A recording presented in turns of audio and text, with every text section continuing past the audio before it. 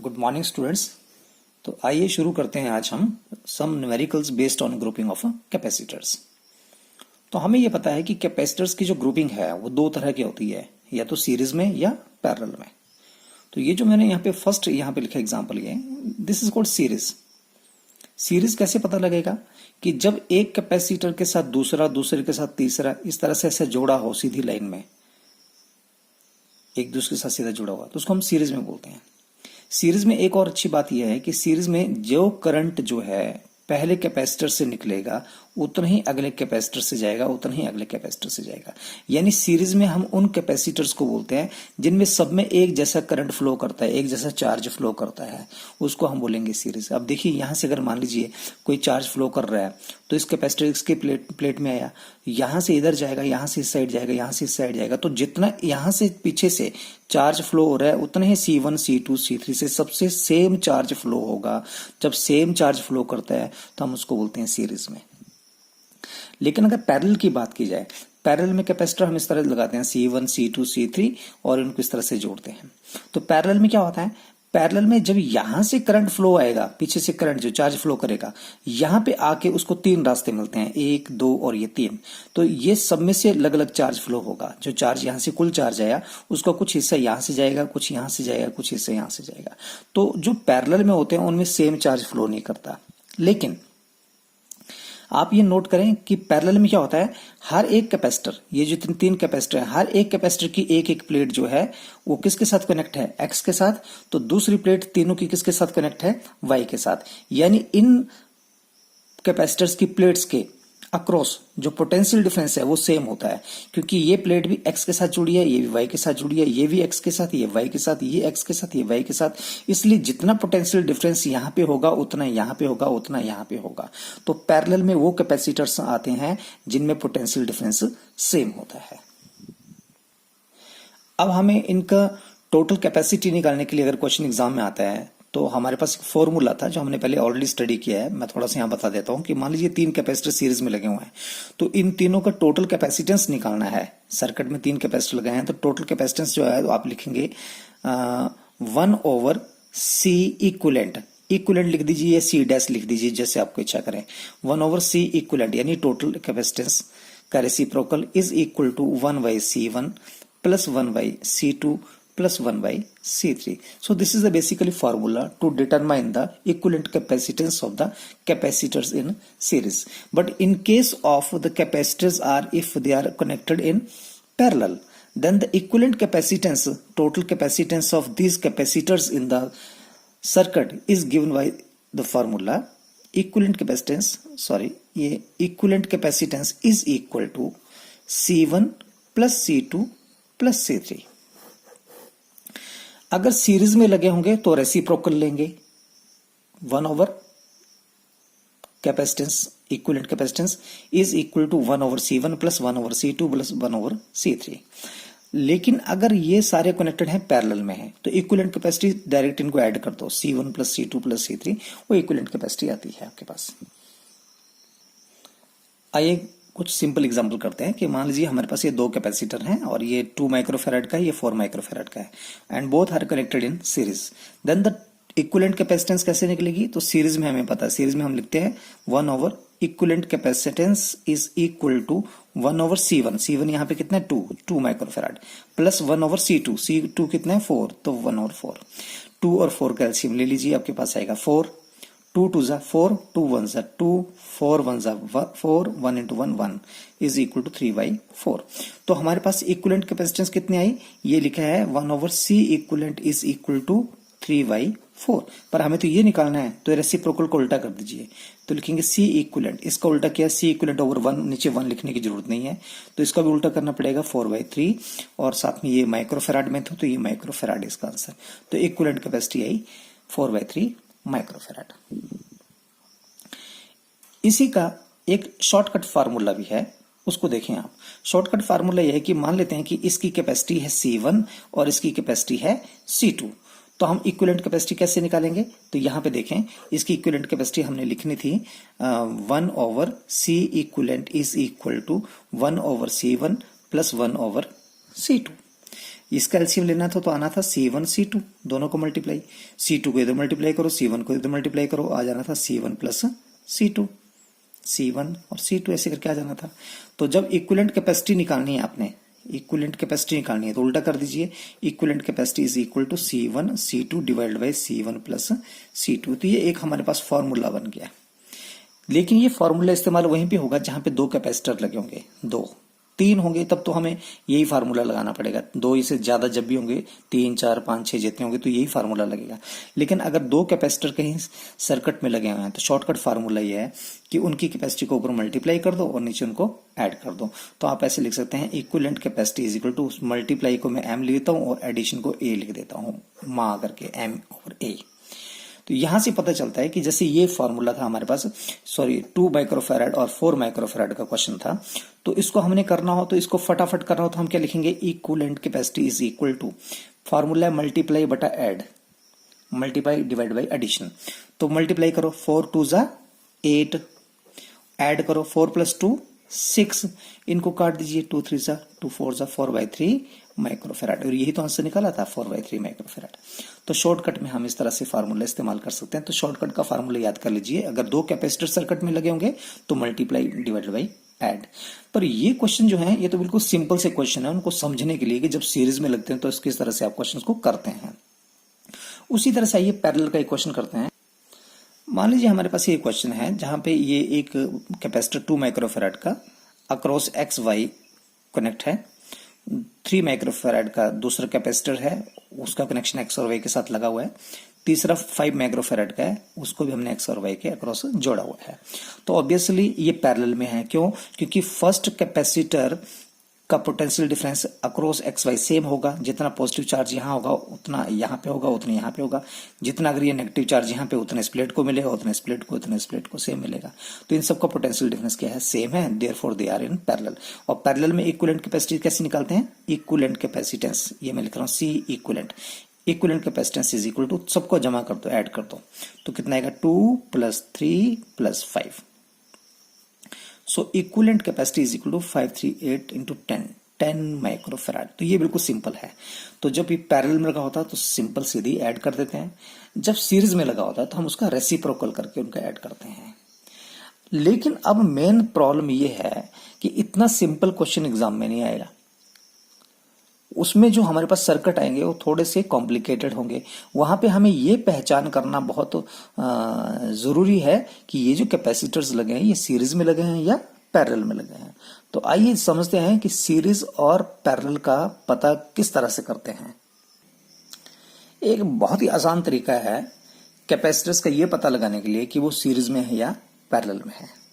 अगर किसी सर्किट में एक कैपेसिटर के बाद दूसरा, दूसरे के साथ तीसरा, तीसरे के बाद चौथा, इस तरह से लगातार कैपेसिटर लग रहे हों तो हम उसको बोलेंगे सीरीज में है।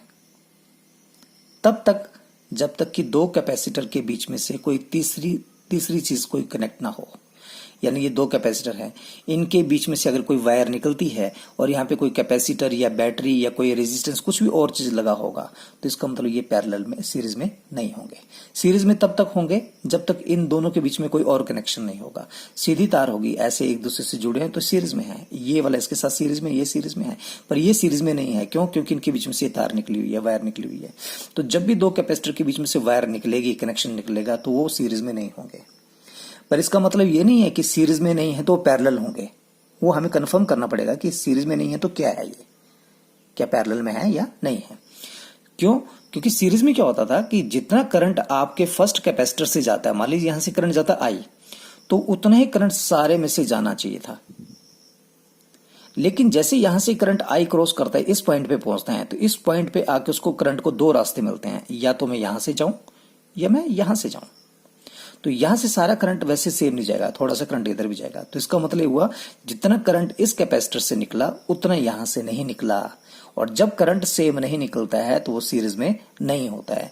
हम कैपेसिटर को सीरीज में तभी बोलेंगे जब same charge, same current flow करता है सभी कैपेसिटर में। जिन जिन कैपेसिटर में सेम करंट फ्लो करेगा वो सीरीज में होंगे। तो आप देखें यहां और ये दोनों आपस में सीरीज में नहीं है, क्योंकि जितना करंट ये चार्ज यहां से फ्लो करेगा, यहां के वो चार्ज डिस्ट्रीब्यूट हो जाएगा, कुछ यहां से जाएगा, कुछ इधर चला जाएगा। लेकिन ये जो चार्ज यहां से आगे गया इस कैपेसिटर में, मान लीजिए ये C1 है, ये C2 और ये C3 और ये C4। तो जितना चार्ज C2 में गया उतना ही कहां से जाएगा, C3 से जाएगा, क्योंकि इनके बीच में और कोई कनेक्शन नहीं है, कहीं पे चार्ज मुड़ेगा नहीं, गुम नहीं होगा, सारा का सारा चार्ज आगे को जाएगा। जितना C2 से निकला उतना आगे जाएगा C3 को, उतना आगे को चला जाएगा C4 को। तो ये C2 C3 C4 ये सारे के सारे सीरीज में हैं, लेकिन C1 C2 आपस में सीरीज में नहीं थे। आइए एक बड़ा सिंपल सा क्वेश्चन करते हैं। सपोज कर लीजिए हमारे पास ये 3 कैपेसिटर हैं C1 C2 C3, ये 5 माइक्रोफेराड, 4 माइक्रोफेराड और 3 माइक्रोफेराड का, और ये अक्रॉस ए बी हमने टोटल कैपेसिटी फाइंड आउट करनी है, क्योंकि ए और बी जो है ये कनेक्शन हो सकता है positive terminal of the battery के साथ जुड़ा हो और बी जो हो negative terminal of the battery के साथ जुड़ा। हमने बैटरी यहाँ पे शो नहीं की है, बस ये बताया कि ए और बी के अक्रॉस ये कैपेसिटर्स लगे हैं, इनकी कैपेसिटी निकाली है। तो जाहिर सी बात है कि करंट या तो ए से आएगा या बी से आएगा। मान लीजिए करंट ए से आया, तो जैसे करंट ए से आएगा तो इस पॉइंट पे पहुंचेगा, तो यहां पॉइंट पे उसको 2 रास्ते मिलेंगे, या तो करंट थोड़ा सा इधर से जाएगा, थोड़ा सा करंट इधर से जाएगा। तो ये जो करंट यहां से गया वही सेम ऐसे मुड़ेगा, आगे को जाएगा, उतना करंट आगे गया। वही करंट C1 से जितना निकलेगा उतना C2 से निकलेगा। तो जब सेम करंट फ्लो करेगा वो सीरीज में होंगे। इसका मतलब ये C1 और C2 दोनों में क्या है, सीरीज में, क्योंकि जितना करंट यहां से फ्लो करेगा C1 से उतना C2 से निकलेगा। लेकिन C1 और C3 पैरेलल में है, सॉरी सीरीज में नहीं है। पैरेलल में तो पता करना पड़ेगा है या नहीं, पर ये सीरीज में नहीं है। क्यों? क्योंकि जितना करंट पीछे से आया, ए से आया, उसमें से कुछ करंट यहां गया और कुछ करंट यहां पे गया, यानी यहां जो करंट गया वो यहां पे नहीं गया। मान लेते हैं कि यहां पीछे से आया हमारे पास 10 मिली एम्पियर का करंट आया पीछे से, 10 मिली एम्पियर का करंट यहां गया मान लीजिए 3 मिली एम्पियर, मान लेते हैं इस सर्किट में गया 3 मिली एम्पियर, बाकी कितना बच गया 7 मिली एम्पियर यहां से गया। तो आप नोट करें कि इस यहां से कितना करंट गया 3 मिली एम्पियर, सेम उतना करंट आगे गया 3 मिली एम्पियर। तो इन दोनों में से सेम करंट जा रहा है, इसलिए सीरीज में है। सीरीज का मतलब सेम करंट फ्लो कर रहा है।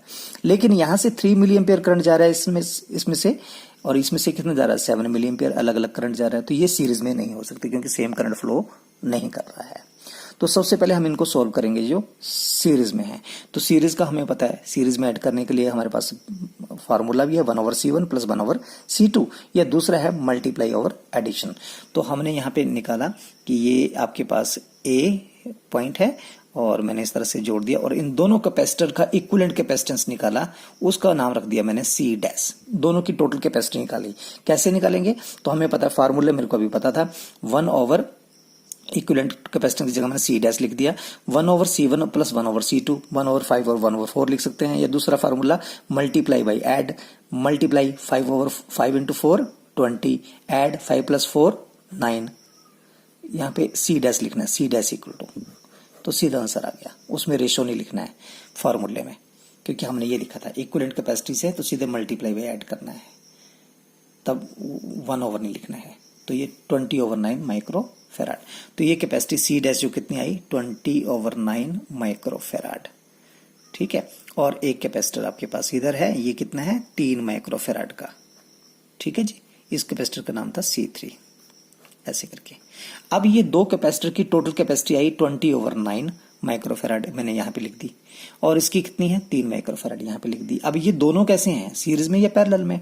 अब हमें पता है कि कैपेसिटर्स पैरेलल में कब होते हैं, अगर दोनों के अक्रॉस पोटेंशियल डिफरेंस सेम हो। तो जाहिर सी बात है, ये जो कैपेसिटर्स की एक प्लेट कहाँ कनेक्ट है, ए के साथ, इसकी भी ये प्लेट कहाँ कनेक्ट है, ए के साथ, इसकी दूसरी प्लेट कहाँ जुड़ी हुई है, बी के साथ, और इसकी दूसरी प्लेट कहाँ जुड़ी है, बी के साथ, यानी सेम अक्रॉस ए बी ये जुड़ा है और अक्रॉस ए बी ये इस कैपेसिटर जुड़ा हुआ है।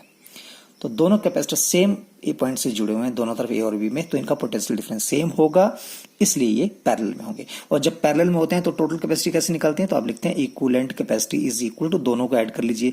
ऊपर वाली कैपेसिटी कितनी थी 20/9 प्लस नीचे वाली कितनी है 3, ऐड कर दीजिए। तो ऐड कैसे करेंगे, 9 3 जा 27 और 20 कितने हो गए 47 डिवाइडेड बाई 9 माइक्रो फेराड। ये दिस इज द आंसर। तो इस तरह से आप ये क्वेश्चन कर सकते हैं, ये 47/9 माइक्रो फेराड। अब एक क्वेश्चन ये देखते हैं जहां पे 3 कैपेसिटर्स हैं और तीनों की कैपेसिटी सेम है, C, और ये एंड है A और ये वाला एंड है B। तो हमने इनकी कैपेसिटी निकालनी है अक्रॉस ए बी। तो क्योंकि ये सीरीज में है सामने नजर आ रहा है, क्योंकि जितना करंट आप यहां से फर्स्ट कैपेसिटर से फ्लो करेगा उतने ही आगे फ्लो करेगा, उतने आगे फ्लो करेगा। क्यों सेम फ्लो करेगा? क्योंकि भैया कोई दूसरा रास्ता तो है ही नहीं।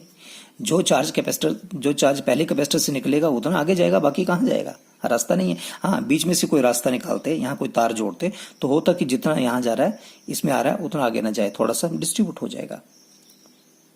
अच्छा, तो अब ये तो बड़ा सिंपल है, आपको पता है कि ये सीरीज में है। क्यों जी? ये सेम ऐसे जुड़े, एक साथ दूसरा, दूसरे साथ तीसरा जुड़ा है, ये सीरीज में जी, तीनों में सेम चार्ज फ्लो करेगा। लेकिन अगर मैं ऐसा करूं कि ये पहले इस कैपेसिटर को मैंने ऐसे करके कर दिया, ऐसे जोड़ दिया किसी तार से, एक तार यहां से ली और ऐसे जोड़ दी, और उसी तरह से एक कनेक्शन यहां से लिया और मैंने ऐसे करके ऐसे जोड़ दिया। अब पंगा पड़ गया कि क्या ये तीनों कैपेसिटर सीरीज में हैं या पैरेलल में हैं कि क्या है। तो भैया ये थोड़ा सा कॉम्प्लिकेटेड हो गया। क्यों? क्योंकि अब देखें, यहां से जितना करंट फ्लो करेगा इस पॉइंट से, जितना कैपेसिटर इस यहां से फ्लो करेगा उतना आगे फ्लो नहीं करेगा। क्यों? क्योंकि मान लीजिए यहां से जितना चार्ज फ्लो किया, जब ये यहां पे पहुंचेगा तो यहां पे उसको दो रास्ते मिल गए, एक तो ये वाला और एक नीचे वाला। तो थोड़ा सा यहां फ्लो करेगा, थोड़ा सा इधर फ्लो कर जाएगा, यानी इन दोनों में सेम चार्ज फ्लो नहीं किया, तो ये सीरीज में नहीं है। जितना यहां पे चार्ज आया इसमें से क्रॉस किया, जब ये यहां पहुंचेगा तो उसको फिर से दो रास्ते मिल गए, एक ये और एक ये। तो जितना यहां से फ्लो किया उतना यहां से फ्लो नहीं किया, इसका मतलब ये भी सीरीज में नहीं है। तो सीरीज में नहीं है होने का मतलब ये नहीं होता कि वो पैरेलल में हो। ठीक है, तो हमें कंफर्म पता करना पड़ेगा। तो सीरीज में नहीं है तो क्या है, पहली बात। अब इस तरह के क्वेश्चन को समझने के लिए हमने एक और मेथड है जिसको हम बोलते हैं नेमिंग। पहले तो मैंने आपको बता दिया था कि जब भी दो कैपेसिटर के बीच में से तार निकलती है तो वो सीरीज में नहीं होते हैं, तो ये दोनों सीरीज में नहीं है। इन दोनों कैपेसिटर के बीच में से वायर निकली हुई है तो ये भी सीरीज में नहीं है, ये तो क्लियर हो गया।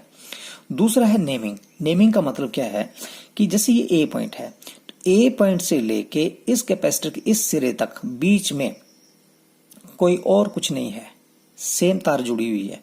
तो जो जितना पोटेंशियल डिफरेंस यहां पे होगा उतना यहां पे होगा, यानी इस पॉइंट पे पोटेंशियल डिफरेंस कितना होगा? ए। जितना यहां पे है उतना यहां पे, क्योंकि बीच में कोई और कुछ चीज नहीं जुड़ी हुई, सिर्फ वायर ही है। अब यही वायर यहां से चली गई, इस साइड जुड़ गई, तो जितना पोटेंशियल डिफरेंस ये पोटेंशियल इस पॉइंट पे होगा, जितना पोटेंशियल डिफरेंस नहीं बल्कि जितना पोटेंशियल ए पॉइंट पे है उतने पोटेंशियल यहां पे होगा, क्योंकि कहीं पे पोटेंशियल ड्रॉप ही नहीं हो रहा है, कहीं पे कोई रेजिस्टेंस नहीं लगा हुआ है, कोई कैपेसिटर्स नहीं लगा हुआ है। तो जितना पोटेंशियल यहां पे होगा उतना ही पोटेंशियल यहां पे होगा। तो इसका नाम पोटेंशियल का ए रखा है, तो इसका नाम भी क्या होगा? ए होगा। उसी तरह से इस पॉइंट को देखें, ये बी है, इस पॉइंट का पोटेंशियल है बी, तो यहां से लेके यहां तक सेम सीधी तार लगी हुई है, बीच में कुछ नहीं जुड़ा हुआ है, तो यहां भी पोटेंशियल कितना होगा? बी। यहां से मैंने कनेक्शन जोड़ दिया इसके साथ, बीच में कुछ नहीं जुड़ा हुआ है, तो जितना पोटेंशियल यहां पे है उतना पोटेंशियल यहां पे होगा, बी। तो इसको बोलते हैं नेमिंग करना। तो आपने नेम कर दिया क्या? हर एक पॉइंट का ए बी ऐसे करके नाम। अब आप ध्यान से देखें इस क्वेश्चन को, तो ये जो पहला वाला कैपेसिटर है ये किसके अक्रॉस जुड़ा हुआ है? ए और बी के क्रॉस। इसकी एक प्लेट ए के साथ जुड़ी है, दूसरी बी के साथ जुड़ी है। तो मैं यहां पे ऐसे करता हूं, यहां पे ए लिखता हूं और यहां पे मैं ऐसे करके बी लिखता हूं, और मैंने पहला कैपेसिटर जो था ये सी जोड़ दिया ए और बी के बीच में। पहला कैपेसिटर जुड़ गया। अब दूसरा देखें, दूसरा कैपेसिटर किस किस के साथ जुड़ा है? उसकी एक प्लेट ए से जुड़ी है, दूसरी बी से जुड़ी हुई है, सेम जैसे ए और बी के साथ है। तो दूसरा कैपेसिटर मैंने जो था वो मैंने यहां पे ड्रॉ कर लिया, उसको मैंने ये ए से जोड़ दिया, इसको मैंने बी से जोड़ दिया। तीसरा कैपेसिटर देखिए, ये भी किसके बीच में जुड़ा हुआ है? इसकी एक प्लेट ए से जुड़ी है, दूसरी बी से जुड़ी हुई है। तो तीसरा कैपेसिटर मैंने ये लिख दिया सी, इसकी एक प्लेट ए से जुड़ी हुई है, दूसरी प्लेट बी से जुड़ी हुई है। अब यही क्वेश्चन को जब मैंने ऐसे ड्रॉ किया तो ये थोड़ा सा क्लियर हो गया आपके लिए कि कैसे ये पैरेलल में है। यहाँ पे सबका पोटेंशियल डिफरेंस सेम है, जितना पोटेंशियल ए पे यहाँ पे है उतना सभी प्लेट का पोटेंशियल सेम होगा, और सेकंड प्लेट जो है सबकी बी के साथ जुड़ी है तो इनका पोटेंशियल सेम होगा। तो इसका मतलब यहाँ पे जितना पोटेंशियल डिफरेंस है उतना यहाँ पे उतना ही यहाँ पे। तो कई बार एग्जाम में इस तरह के क्वेश्चन आते हैं जो क्लियर नहीं होता कि सीरीज में या पैरेलल में, तो वहां पे हम ये नेमिंग करके कंफर्म कर सकते हैं कि सीरीज में है या पैरेलल में है। तो आइए कुछ एक ऐसे क्वेश्चंस करते हैं। अब इस क्वेश्चन को देखिए, यहां पे हमारे पास 5 कैपेसिटर हैं, 1 2 3 4 एंड 5 और सबकी कैपेसिटी सेम है सी। ये एंड ए है और ये एंड बी है। अब ये देखें, ये पहला और दूसरा कैपेसिटर सीरीज में नहीं है। क्यों? क्योंकि इनके बीच में से कनेक्शन निकला हुआ है। दो कैपेसिटर के बीच में से वायर निकली हो तो सीरीज में नहीं होते। ये दोनों भी सीरीज में नहीं है क्योंकि बीच में से वायर निकली है। ये दोनों भी सीरीज में नहीं है, बीच में से वायर निकली है। ये दोनों भी सीरीज में नहीं है, बीच में से वायर निकली हुई है। अब क्या है, क्या ये सीरीज में है या पैरेलल में है? तो ये कंफर्म करने के लिए हम इनकी पहले क्या करेंगे, नेमिंग करेंगे। नेमिंग कैसे होगी? अब ये पॉइंट ए है तो यहां से लेके ये सारा पॉइंट कितना होगा, ए होगा। लेकिन जैसे इसको क्रॉस करेंगे तो अब इसका ए नाम नहीं रहेगा, तो नाम इसका बदल जाएगा। ठीक है। उसी तरह से ये बी है तो यहां से लेके यहां तक इस वायर में सारा पोटेंशियल सेम होगा। बी जितना बी पे उतना यहां पे होगा, उतना यहां पे, उतना यहां पे, हर जगह पे तो नेम सेम रहेगा बी। पर जैसे क्रॉस करेंगे तो नाम बदल जाएगा। तो यहां देखते हैं इस केस में, जब ये ए था तो यहां पे तो पोटेंशियल ए था, लेकिन जैसे इस कैपेसिटर को क्रॉस किया, क्रॉस करना पड़ा, तो यहां पे ए नहीं होगा। तो यहां पे मैं नाम रख देता हूं खुद से, इसका नाम रख दिया मैंने एक्स। ठीक है। और उसी तरह से यहां से जैसे बी है तो बी से जैसे यहां से क्रॉस किया तो यहां पे बी था, पोटेंशियल क्रॉस किया तो चेंज हो गया, तो यहां पे मैंने नाम रख दिया वाई।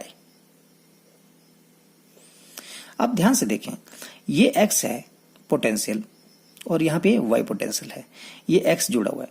अब ये कनेक्शन इसके साथ जुड़ा हुआ है एक्स, या इसी तार से जहां पे पोटेंशियल एक्स है ये वायर कहां जोड़ दी है, यहां पे।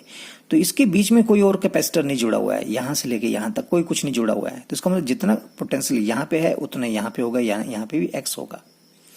उसी तरह से ये वाई है तो ये वाई है तो इस तरफ भी क्या होगा, वाई होगा। अब ध्यान से देखें, ये कैपेसिटर इस कैपेसिटर के बीच में एक्स है, इन दोनों कैपेसिटर के बीच में एक्स और वाई है, इधर एक्स और वाई है, इधर एक्स और वाई है। नजर आ रहा है?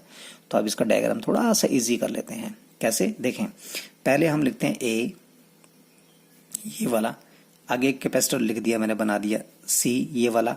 ठीक है। उसके आगे मैंने पॉइंट लिया एक्स, ये वाला। एक्स और वाई के बीच में एक कैपेसिटर लगा हुआ है तो मैंने एक कैपेसिटर जोड़ दिया और इधर लिख दिया मैंने वाई पॉइंट, एक्स और वाई के बीच में। ये कैपेसिटर आ गया, एक्स और वाई के बीच में एक कैपेसिटर। इस कैपेसिटर को देखो, ये भी एक्स और वाई के बीच में है तो एक्स और वाई के बीच में एक और कैपेसिटर आ गया तो मैंने ऐसे जोड़ दिया, ये भी जुड़ गया। इस कैपेसिटर को देखो, ये भी एक्स और वाई के बीच में है, एक और जोड़ दिया एक्स और वाई के बीच में। ठीक है। ये वाला कैपेसिटर वाई से आगे है, वाई से आगे और बी के साथ जुड़ा हुआ है, वाई से आगे और ये बी के साथ जुड़ा हुआ है। अब क्वेश्चन थोड़ा सा आसान हो गया। ये जो यहाँ पे कॉम्प्लिकेटेड सर्किट था वो थोड़ा सा आसान हो गया, थोड़ा सा इजी हो गया। अब हमें ये पता चल गया ये तीन कैपेसिटर्स कैसे हैं, पैरेलल में हैं, क्योंकि इनके अक्रॉस पोटेंशियल डिफरेंस सेम है। तीनों कैपेसिटर एक्स से और तीनों वाई से जुड़े हुए हैं, पोटेंशियल डिफरेंस सेम होगा, ये सेम है। इसकी कैपेसिटी सी है, सी है, सी है, इसकी इनकी सी है। अब देखें क्या होगा, ए पॉइंट, ये ऐसे कैपेसिटेंस रहने दी। एक्स और वाई के अक्रॉस जो कैपेसिटर जुड़े थे उनकी कैपेसिटी निकालो। तो हमें पता, जब पैरेलल में जुड़े होते हैं तो उनकी कैपेसिटी सीधे ऐड कर देता हूं, सी प्लस सी प्लस सी कितना हो जाएगा, 3C। मैंने ये ऐसे लिख दिया यहां पे 3C।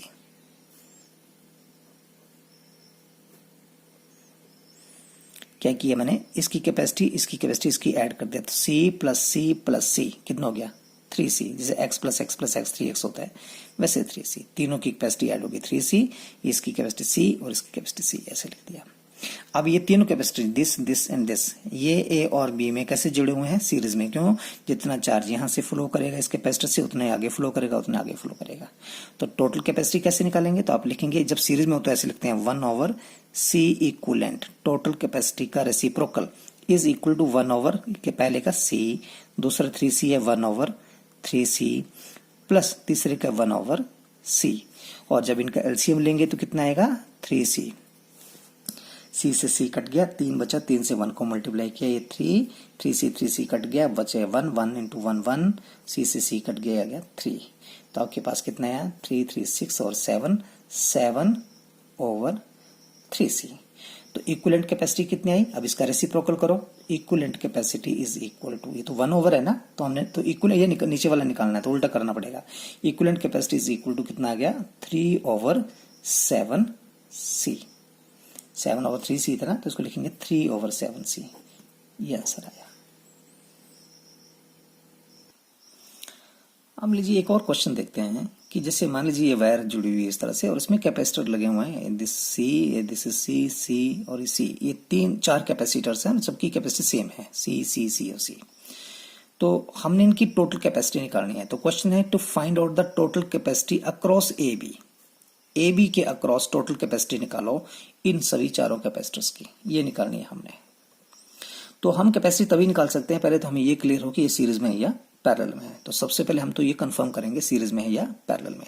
तो देखिए जितना करंट यहां से फ्लो करेगा, ए से चलेगा, जब यहां पहुंचा, इस पॉइंट पे पहुंचा, तो वो कुछ में उसका करंट आगे चला जाएगा और कुछ करंट यहां आ जाएगा। क्लियर? अच्छा, जो करंट यहां आएगा जब यहां पहुंचेगा तो यहां से थोड़ा इधर जाएगा, थोड़ा इधर जाएगा, तो यानी कि सेम करंट नहीं जा रहा है। उसी तरह से यहां से जब करंट फ्लो करेगा, जब इस पॉइंट पे पहुंचेगा तो उसमें से कुछ हिस्सा इधर जाएगा, कुछ आगे को चला जाएगा। तो जितना करंट यहां से फ्लो कर रहा है उतना यहां से फ्लो नहीं करेगा, अलग अलग होगा। तो ये इसका मतलब ये सीरीज में नहीं लग रहा है। तो इस तरह के जब कॉम्प्लिकेटेड क्वेश्चंस आते हैं कि जब पता नहीं चलता यार सीरीज में है ये पैरेलल में है, तो हम क्या करते हैं, नेमिंग करते हैं। तो नेमिंग कैसे करेंगे, ये ए पॉइंट है तो यहां से लेके यहां तक कुछ नहीं जुड़ा हुआ है, सिंपल तार लगी हुई है, वायर लगी है, तो इस पॉइंट का नाम भी ए होगा। सेम, इसके बीच में कुछ नहीं जुड़ा हुआ है, ए। और ए के बाद जैसे आगे इस तरफ आगे, तो ये आगे ए ही ऐसी सिंपल, इस वायर में भी कुछ नहीं जुड़ा हुआ है, तो ये पॉइंट भी क्या हुआ, ए। ये भी ए हुआ, सिर्फ ए ऐसे करके, ठीक है। उसी तरह से यहां से देखिए बी, तो इस पॉइंट को क्या बोलेंगे, बी, यहां तक बी है। लेकिन बी से इधर जाएंगे तो ये यहां सारा बी होगा, पर बी को क्रॉस करेंगे तो चेंज हो जाएगा नाम। उसी तरह से ए यहां तक सारा ए है, पर ए को चेंज करेंगे तो यहां पे नाम चेंज हो जाएगा। तो हमने इसका नाम रख दिया पी। ये ए और ये पी, ये बी, ठीक है, सबका अलग अलग हो गया। अब इसको देखें, अक्रॉस ए बी पूछा था, तो पहले हम ए पॉइंट ड्रॉ करते हैं। यहाँ पे देखें मैंने लिखा ये ए पॉइंट, और ए पॉइंट से देखें क्या बनाएंगे। ए पॉइंट से देखें, ए पॉइंट के बीच में कौन कौन से लगे हुए हैं, तो आप देखें ए और पी के बीच में एक कैपेसिटर लगा है सी। उसी तरह से ये कैपेसिटर जो, ये भी ए और पी के बीच में लगा हुआ है। तो इसका मतलब हमने 2 पॉइंट लेने हैं, ए और पी, और दोनों के बीच में 2 कैपेसिटर जोड़ने हैं। तो ये ए पॉइंट है, एक कैपेसिटर इधर जोड़ दिया, एक इधर जोड़ दिया, और मैंने ऐसे लिख दिया, इस पॉइंट को बोल दिया मैंने पी। ए और पी के बीच में 2 कैपेसिटर जुड़ गए, देखिए ध्यान से, ए और पी के बीच में एक कैपेसिटर ये है, ए और पी के बीच में एक कैपेसिटर ये है, तो ए और पी के बीच में 2 कैपेसिटर मैंने जोड़ दिए, ये दोनों कैपेसिटर जुड़ गए। पता चल गया कैसे हैं, पैरेलल में। अब आगे देखें, एक है पी, और ये वाला कैपेसिटर पी और बी के बीच में है, पी और बी के बीच में है, तो बी तो यहाँ पे है ही नहीं, पी है, तो पी और बी के, तो इसको आगे ले चलते हैं। तो पी से लेके बी तक आगे मैंने एक ऐसी लाइन खींची और इधर लिख दिया मैंने ये बी पॉइंट।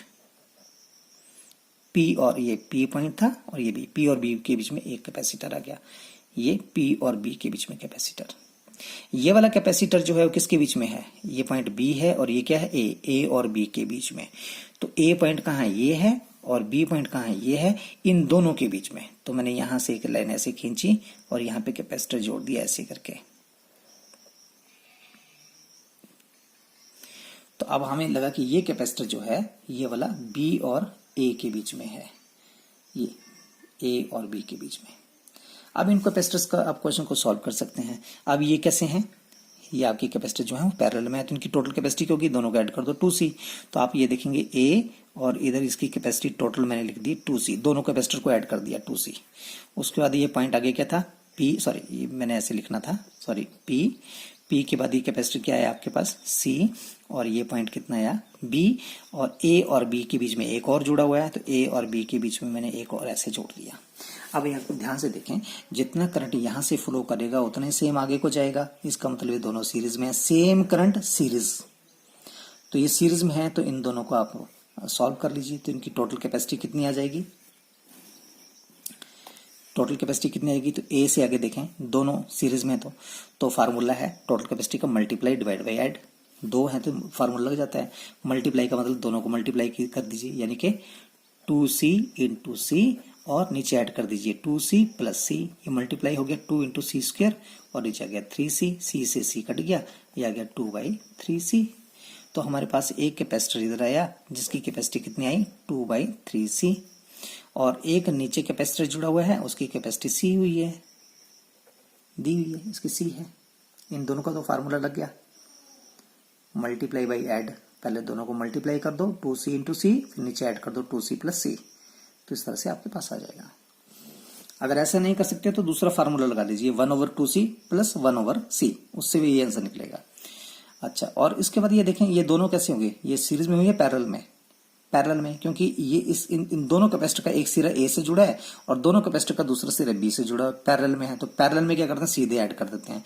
तो total capacity across A B के अक्रॉस टोटल कैपेसिटी कितनी होगी, दोनों को ऐड कर दीजिए। तो टोटल ऐड कैसे करेंगे, ऊपर वाली कैपेसिटी लिखी है 2/3c प्लस नीचे वाली की क्या है सी कॉमन ले लीजिए, आपके पास आ गया 2 3 प्लस 1 और ये सी बाहर आ गया, तो ये 3 1 3 प्लस 2 5/3 इंटू सी, और ये टोटल कैपेसिटी आ गई।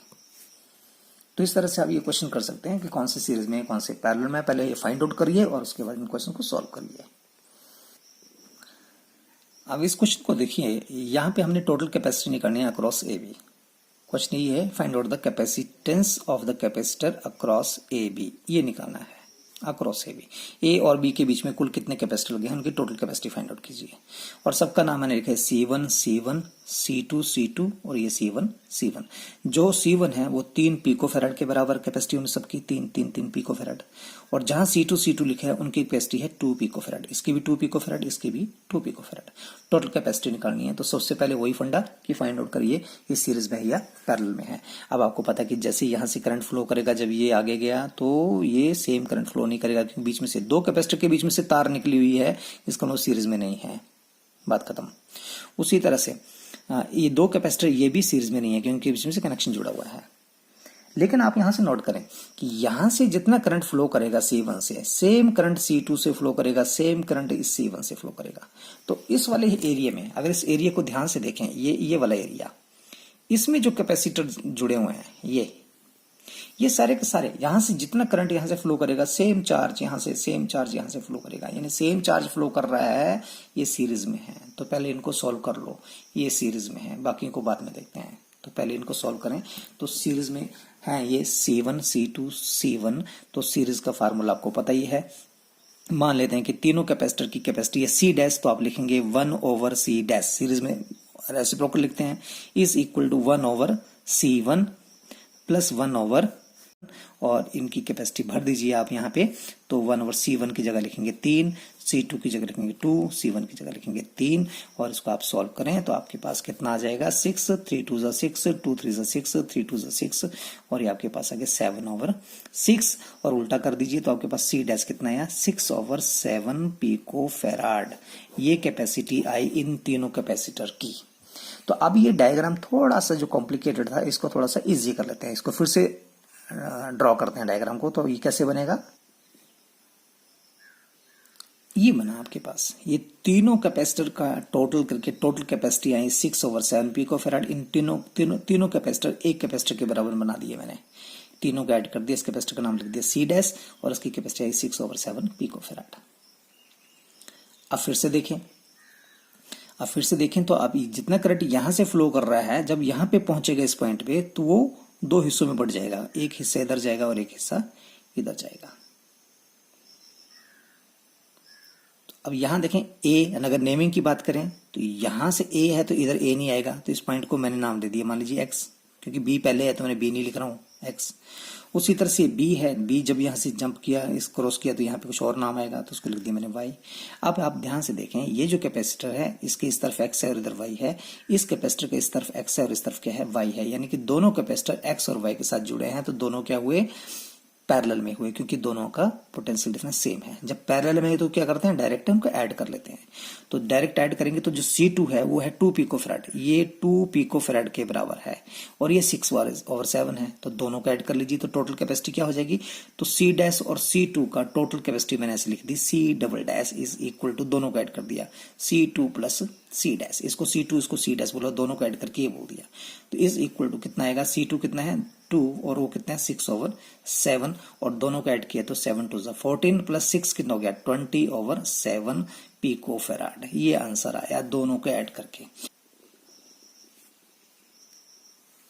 तो अब हमारे पास डायग्राम इस तरह से बन गया, C1 C'C1 और आपको पता है जितना करंट यहां से फ्लो कर रहा है उतना ही करंट आगे C' से, उतना ही सेम C1 से। तो जब सेम चार्ज या सेम करंट फ्लो करता है तो वो सीरीज में होते हैं और सीरीज की टोटल कैपेसिटीज निकालनी है तो क्या निकालना पड़ेगी, तो हम लिखेंगे 1/CAB, AB का या इक्विवेलेंट भी लिख सकते हैं, टोटल कैपेसिटी अक्रॉस AB का reciprocal is equal to 1/C1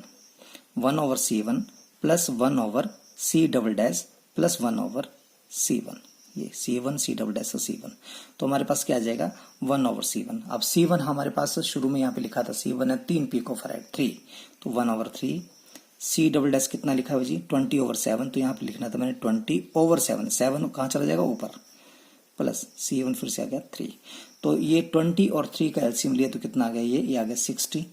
तो यहाँ पे आएगा ये 20 और ये आएगा 21 और ये आएगा 20। ये तो आपको एलसीएम पता ही है, 3 से 60 को डिवाइड करो 20 इंटू 1 20, 20 से 60 को डिवाइड किया 3 आया, 3 से 7 को मल्टीप्लाई किया 21, 3 से 20 को 20 इंटू 1 21। तो आपके पास कितना आ गया, ये इनको ऐड कर लीजिए तो आपके पास आ गया ये 61/60।